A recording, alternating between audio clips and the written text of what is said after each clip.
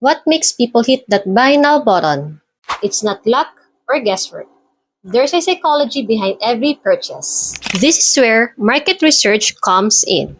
Spoiler alert, it's not just about their age, location, and salary. It's deeper than that. It's about their mind and understanding their buying triggers. Two people can need the same thing, but the reasons for buying totally different. That's why you need to know their buyer type. 1. The analytical buyer. This buyer loves facts, proof, and logic. Show them case studies, data, and feature breakdowns. 2. The expressive buyer. This buyer is all about emotion and connection. Use storytelling, personal branding, and behind the scenes to win them over. 3. The driver buyer. They want results fast.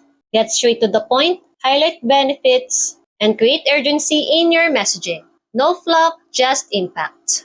4. The amiable buyer. They value trust and relationships.